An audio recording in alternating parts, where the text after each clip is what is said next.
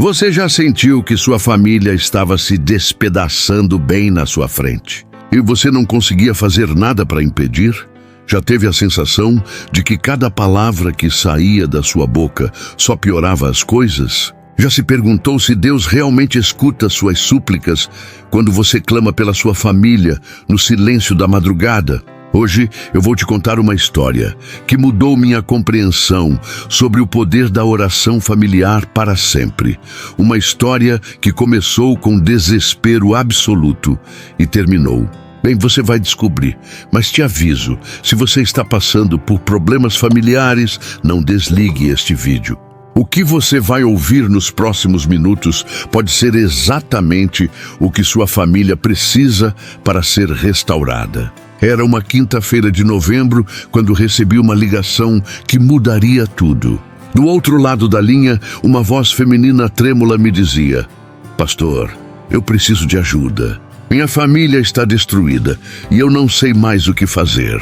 Márcia tinha 42 anos, 2 filhos adolescentes e um casamento de 18 anos que estava por um fio. O marido havia perdido o emprego há 6 meses e mergulhara em uma depressão profunda. Os filhos estavam se rebelando, as brigas eram constantes e a casa, que antes era um lar, havia se tornado um campo de batalha emocional.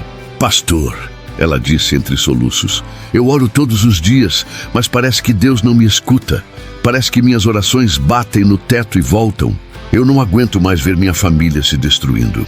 Enquanto conversava com Márcia, percebi que ela estava descrevendo exatamente os 5 sinais que indicam quando uma família precisa urgentemente de intervenção divina através da oração específica. O primeiro sinal é quando a comunicação se torna impossível. Cada conversa vira discussão, cada tentativa de diálogo se transforma em gritaria ou silêncio mortal. É como se a família falasse idiomas diferentes, mesmo usando as mesmas palavras. Márcia me contou que não conseguia mais conversar com o marido sem que ele explodisse ou simplesmente saísse de casa batendo a porta. O segundo sinal é quando o lar perde completamente a paz. Você sente uma tensão constante no ar, como se estivesse sempre pisando em ovos. Até os momentos que deveriam ser de descanso são carregados de ansiedade e estresse.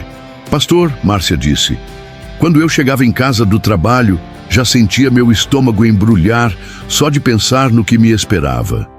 O terceiro sinal é quando os membros da família começam a se evitar. Cada um se isola em seu próprio mundo. O quarto, o celular, o trabalho, qualquer coisa para não ter que enfrentar os problemas familiares. Os filhos de Márcia saíam de casa cedinho e só voltavam tarde da noite. O marido passava horas trancado no quarto, e ela mesma confessou que havia começado a fazer horas extras desnecessárias só para não ter que ir para casa. O quarto sinal é quando os problemas financeiros ou de saúde se multiplicam sem explicação. É como se uma maldição tivesse caído sobre a casa e cada dia traz uma nova dificuldade. Além do desemprego do marido, o carro havia quebrado, a geladeira havia pifado e os 2 filhos haviam adoecido na mesma semana. O quinto e mais devastador sinal é quando você sente que perdeu a autoridade espiritual sobre sua família. Suas orações parecem vazias, sua fé está abalada e você não consegue mais ser o sacerdote ou a sacerdotisa do seu lar. Márcia me disse: "Pastor, eu sinto como se Deus tivesse se afastado da minha casa. Não consigo mais orar com confiança." Márcia estava vivendo todos esses sinais intensamente.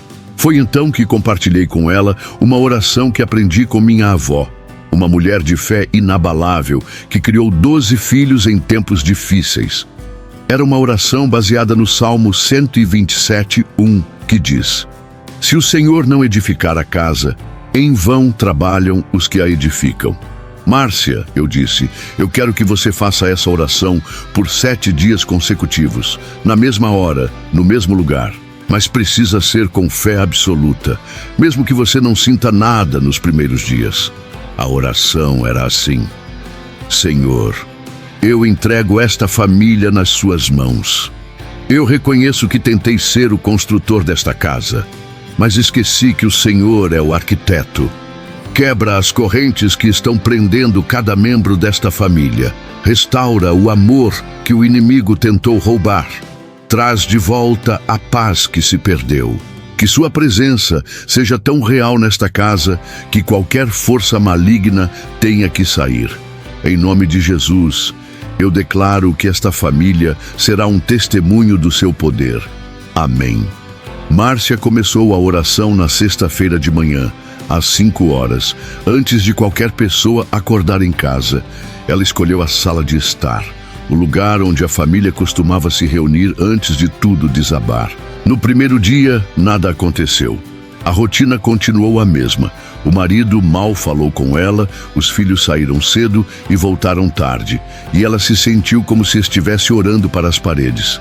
No segundo dia, as coisas pareceram piorar. O marido chegou em casa embriagado pela primeira vez em anos. Houve uma discussão terrível e o filho mais novo presenciou toda a briga. Márcia se trancou no banheiro e chorou até não ter mais lágrimas. No terceiro dia, ela me ligou chorando. Pastor, acho que a oração não está funcionando. As coisas só pioraram. Talvez Deus realmente tenha desistido da minha família.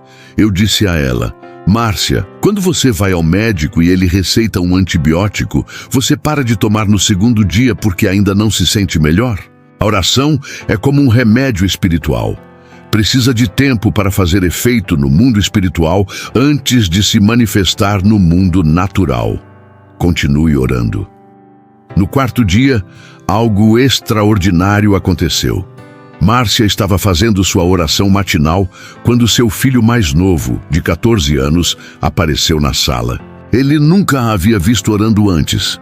Sempre se escondia quando ela buscava a Deus, como se tivesse vergonha ou desconforto. Mãe, ele disse com uma voz diferente e mais madura, eu posso orar com você? Lágrimas rolaram pelo rosto dela. Eles se ajoelharam juntos no tapete da sala e oraram pela primeira vez em anos. O menino orou com uma sinceridade que partiu o coração de Márcia. Deus, eu não sei muito sobre oração, mas eu quero que meu pai volte a ser feliz e que nossa família pare de brigar. Mas a surpresa maior veio no final do dia, quando o marido chegou em casa e, em vez de ir direto para o quarto, como fazia há meses, se sentou na mesa da cozinha e disse algo que ela não ouvia há muito tempo. Márcia, precisamos conversar. De verdade desta vez. Eles conversaram por 2 horas. Pela primeira vez em meses, ele admitiu que estava com depressão, que se sentia um fracasso como homem e como pai, e que tinha medo de que ela e os filhos fossem embora. Márcia também se abriu, contou sobre sua dor, sobre como se sentia sozinha mesmo estando casada. Nos dias 5 e 6, foi como se correntes invisíveis estivessem sendo quebradas uma a uma. O marido começou a buscar emprego novamente, não com desespero como antes, mas com uma determinação diferente. A filha mais velha, que estava se envolvendo com más companhias e chegava em casa no meio da madrugada, voltou a conversar com os pais e até pediu ajuda com os estudos. As discussões diminuíram drasticamente. Não é que os problemas tivessem desaparecido, o desemprego continuava, as contas ainda estavam apertadas. Mas a atmosfera da casa havia mudado completamente. Márcia me contou: Pastor, é como se uma névoa densa tivesse se levantado da minha casa. Eu consigo respirar de novo. Consigo ver minha família com outros olhos. É como se eu tivesse tirado óculos escuros que nem sabia que estava usando. No 7º dia, domingo, algo aconteceu que selou definitivamente a transformação. A família inteira estava reunida para o almoço pela primeira vez em meses. Não porque Márcia forçou ou implorou, mas porque todos naturalmente se juntaram à mesa. Foi quando o marido fez algo que ninguém esperava. Ele estendeu as mãos e pediu para fazer a oração de agradecimento pela comida. Márcia quase caiu da cadeira. Este homem que há meses não pronunciava o nome de Deus, que havia se afastado completamente da fé, estava se oferecendo para orar. Senhor, ele disse com a voz embargada pela emoção, eu não sei o que aconteceu nesta casa nos últimos dias, mas eu sinto que o Senhor está aqui. Eu sinto uma paz que eu não sentia há muito tempo. Obrigado por não desistir da minha família quando eu desisti de mim mesmo. Obrigado por esta comida, por esta mesa, por esta família que quase perdi. Naquele momento todos choraram. Não era um choro de tristeza, de frustração ou de raiva como havia sido comum nos últimos meses. Era um choro de alívio, de gratidão, de reconhecimento de que Deus havia feito algo sobrenatural naquela casa.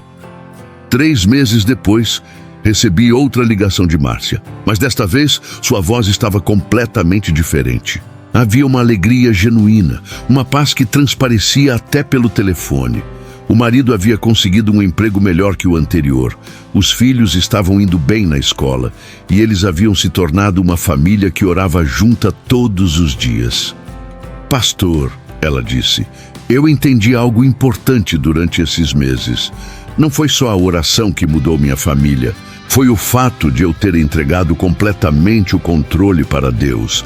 Eu estava tentando ser o Espírito Santo na vida de cada um deles, tentando controlar, manipular, forçar mudanças, mas esqueci que este não é meu papel. Ela continuou. Quando comecei a orar, Senhor, eu entrego esta família nas suas mãos. Eu realmente entreguei. Parei de tentar consertar meu marido, parei de tentar controlar meus filhos, parei de tentar fazer Deus agir do meu jeito e no meu tempo. Sabe qual foi a maior revelação desta história? Não foi que Deus mudou a família de Márcia em 7 dias.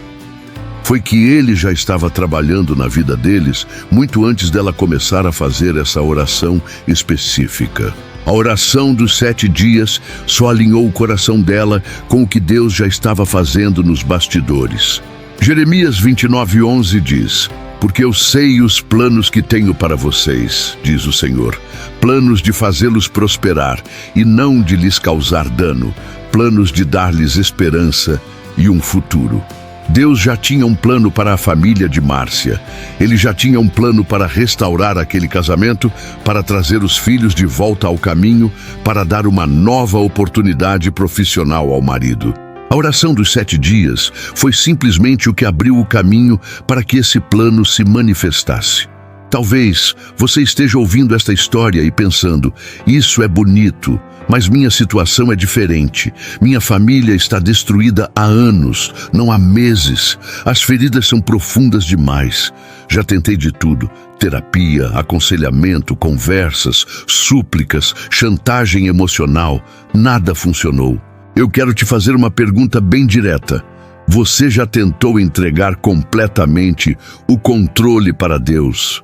Não apenas pedir para Ele abençoar seus esforços, não apenas pedir para Ele ajudar você a consertar sua família, mas realmente entregar o controle total da situação para Ele?